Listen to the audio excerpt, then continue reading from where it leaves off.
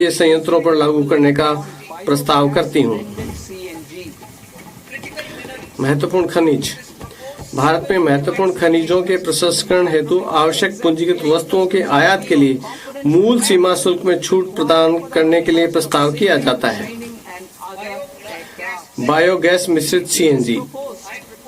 मैं बायोगैस मिश्रित सीएनजी पर देय केंद्रीय सीमा शुल्क की गणना करते हुए बायोगैस के संपूर्ण मूल्य को बाहर रखने का प्रस्ताव करती हूँ। सिविल और रक्षा विमानन। मैं सिविलियन प्रशिक्षण और अन्य एयरक्राफ्ट के विनिर्माण के लिए अपेक्षित घटकों और पुर्जों पर मूल सीमा शुल्क में छूट का प्रस्ताव करती हूँ।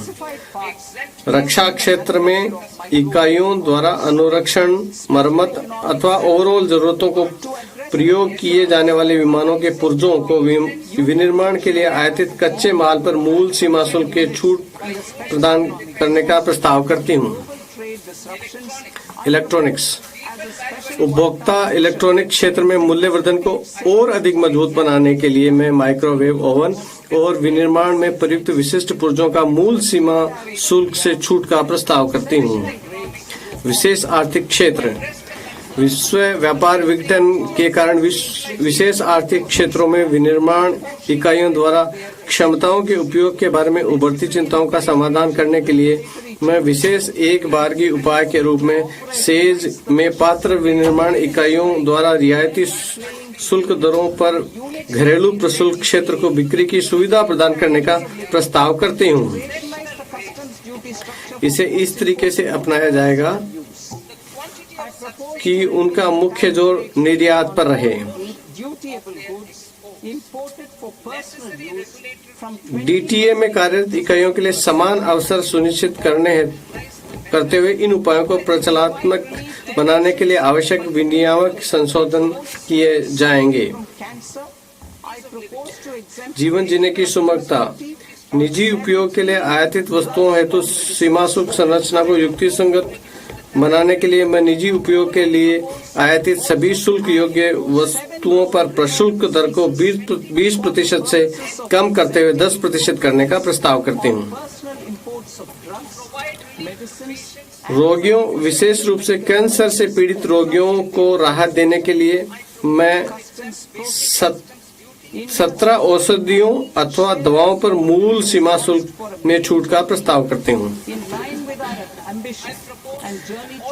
मैं उनके उपचार में प्रयुक्त औषधियों, दवाओं और विशेष चिकित्सा प्रयोजन खाद्य के निजी आयातों पर आयात शुल्क से छूट देने के लिए परियोजना 7 अतिरिक्त असाधारण रोगों को जोड़ने का प्रस्ताव करते हूँ। सीमा शुल्क प्रक्रिया।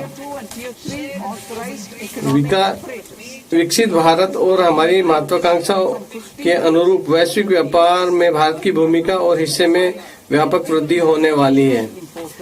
मैं इस संबंध में सीमा शुल्क प्रक्रियाओं के लिए कई उपयोगों का प्रस्ताव करती हूँ ताकि वस्तुओं के सुगम और त्वरित संचालन तथा व्यापार में अधिक निश्चितता के लिए कम से कम हस्तक्षेप हो।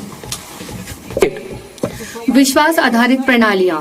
मैं टीयर 2 और टीयर 3 प्राधिकृत आर्थिक प्रचालकों, जिन्हें एईओ कहा जाता है, के लिए शुल्क स्थगन अवधि को 15 दिन से बढ़कर 30 दिन का करने का प्रस्ताव करती हूँ। मैं पात्र विनिर्माताओं, आयातकों को समान शुल्क स्थगन सुविधा उपलब्ध कराने का प्रस्ताव करती हूँ।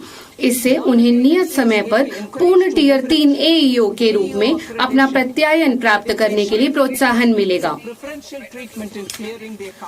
अधिक निश्चितता और बेहतर व्यवसाय आयोजना उपलब्ध कराने हेतु मैं सीमा शुल्कों पर बाध्यकारी अग्रिम नियम की वैधता अवधि को वर्तमान 3 वर्ष से बढ़ाकर 5 वर्ष करने का प्रस्ताव करती हूँ।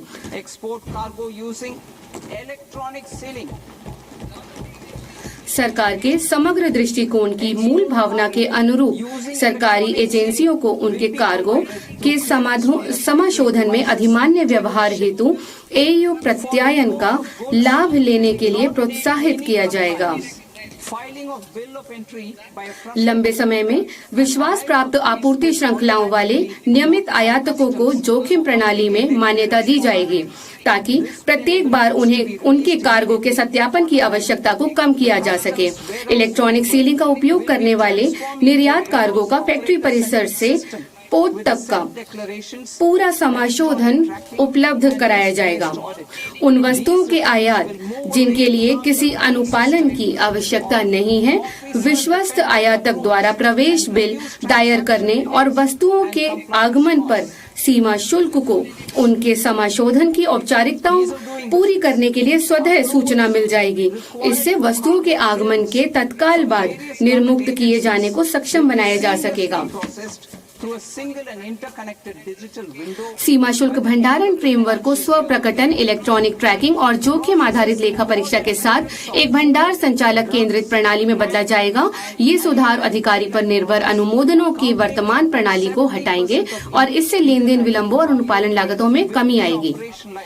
व्यापार करने की सुगमता। April 2026 itself. विभिन्न सरकारी एजेंसियों से कार्गो समाशोधन के लिए अपेक्षित अनुमोदनों की प्रक्रिया को इस वित्त वर्ष के अंत तक एकल और परस्पर जुड़े हुए डिजिटल विंडो के माध्यम से निर्बाध बनाया जाएगा।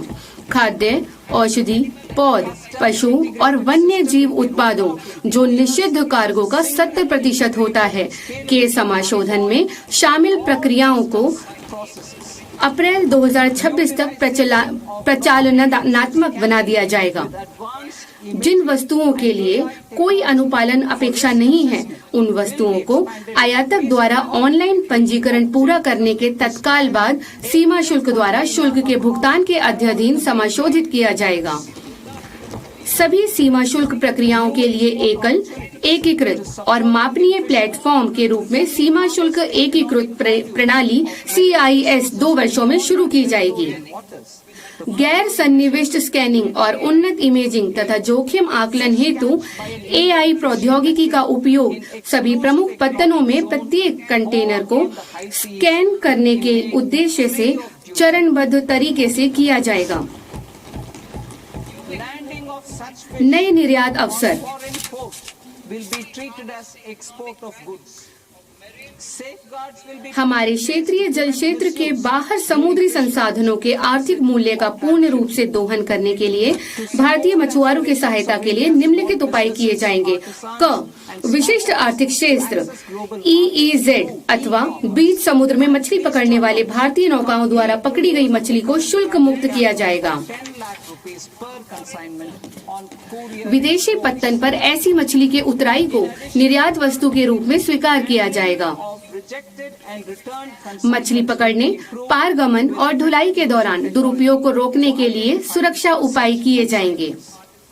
I propose to revise provisions governing baggage clearance. E commerce के माध्यम से वैश्विक बाजारों में पहुंच के लिए भारत के छोटे व्यवसायों, कारीगरों और स्टार्टअप की आकांक्षाओं को सहायता प्रदान करने के लिए कुरियर निर्यातों पर प्रति खेप 10 लाख रुपए की वर्तमान मूल्य सीमा को पूरी तरह हटाने की घोषणा करते हुए मुझे हर्ष हो रहा है।